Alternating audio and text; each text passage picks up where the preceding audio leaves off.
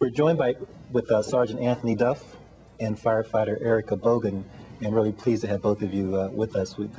Earlier in the show, you've seen some of the conversations we've had with your counterparts and your peers, and really the purpose of this show, and we're really so excited about having it, is for folks to know that you can come out for the open house at the Johnny Martinez School.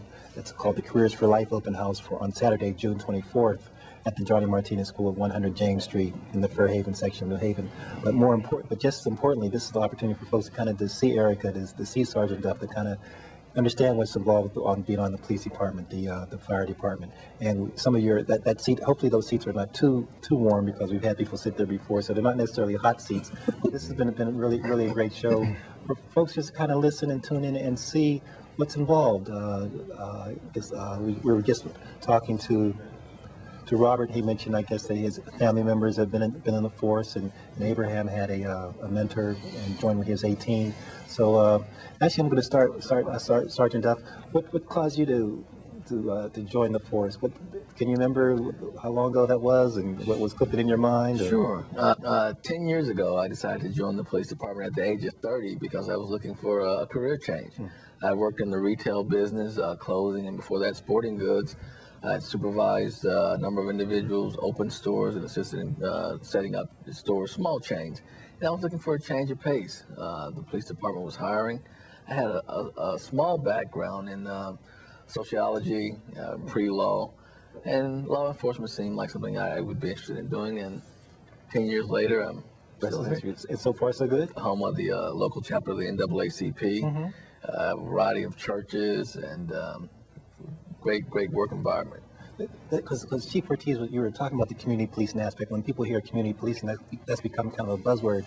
But when you hear Sergeant Duff kind of describe what exactly the components of that, I mean, I've heard the word community police for 10,000 times, but now to hear him say it in this context of the churches and the stores and the nonprofit associations, that brings a whole new light. Absolutely. That brings me to it. I think when Tony, what he talks about is what we consider commitment to community. Yeah. He literally walks the walk and talks the talk, as I mentioned earlier. He gets his hair trimmed in the same area where he works in. He got married in the same area where he works in. And he's been out there as long as he's been on the police department. And he's one of the most positive members of our police department in that community. So we're grateful to have Tony Duff in New Haven. Make sure you get that on your performance report when we leave here. Be sure you get that on your. And Erica, let's pull you in a little bit. You can tell us about yourself and how long you've been on the force and what you're involved with there on the fire department. Well, I'm currently working in my 8th year with the fire department, and 2.5 prior to that, I was a 911 operator for the fire department prior to coming over to see how the other half lives. Was there anything that kind of that after 2 years made that? Did they have this recruitment or some of that you knew? Or what was kind of the impetus to cause you to kind of take the next step? When my first week doing 911, I was in training, and the most prevalent question that anyone asked me was, well, how come you just didn't go out for firefighter? And my response was, because I didn't know about it. I had no idea that anything like that was possible. And I think that's probably my biggest regret about this job, is that I didn't start when I was younger, because I didn't come on the fire department until 97, 98. And for all of the young women and the young men who are looking for direction in their lives, for something to do with their lives, I just think back to myself when I was that age and looking for direction.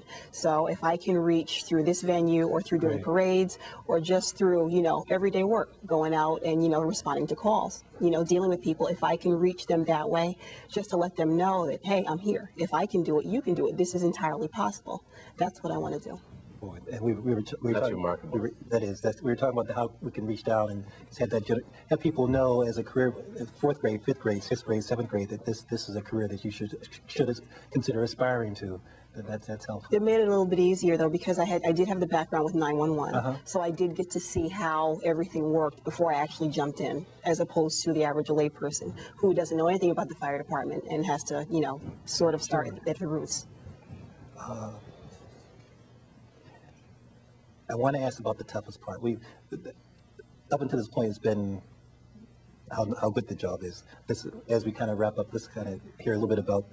Every job has its. I I'm not going to bore you with what my day was like before getting here today, but you asked about the number of things that are on my plate, and I didn't want to. You notice I did not answer your question. Deliberately.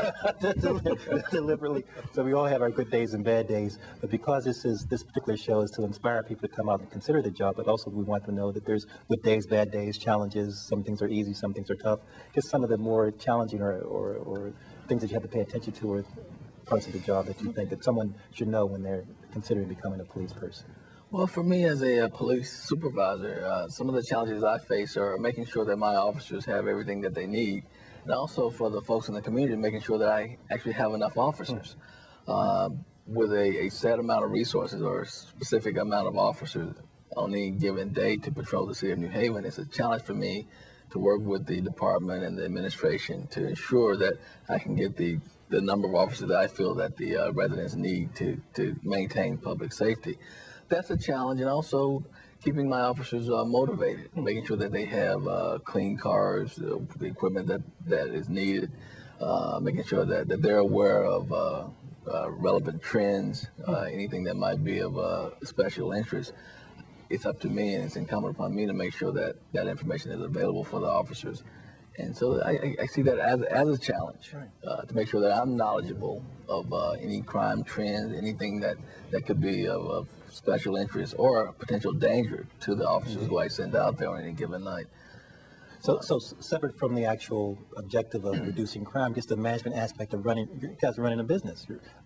It's managing the business, the allocation, the resources, the inspiring the employees, career training. All those aspects come in separate apart from the actual tasks that you have to perform. Well, absolutely. I look at these substations in these districts as franchises. And so every franchise is run by a chief or a director of public safety in their particular neighborhoods with a limited amount of officers and resources and support from headquarters.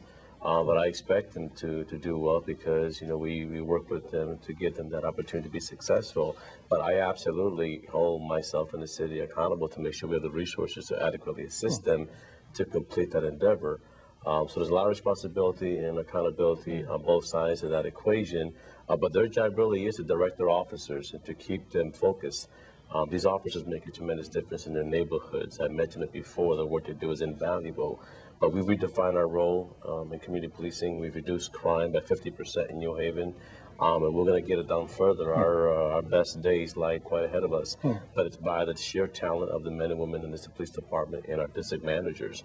So it's very important that geographically they know their communities, they set priorities with their community with regards to how the police are going to provide services for that neighborhood, and then carry out that functionality.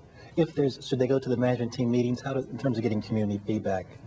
How would that be the best? What are the ways you found be best for you to get the information from folks about? Well, the best way is to actually get out of the car and just talk to people on a daily basis, face-to-face contact from merchants, schools, from teachers, the principals, and also small groups like block watches.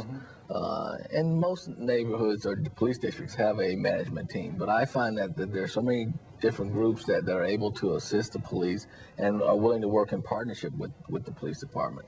That's where you get good ground level, street level information and cooperation. And Eric, I'm going to come to you in a second, but when you read these so-called, like the Harvard Business Review or something, you hear of Jack Welch or Donald Trump. People, if you want to know something, you walk the shop floor. You got to walk around. So it's the same thing kicks in. Erica, please, some of the challenges on the job for you and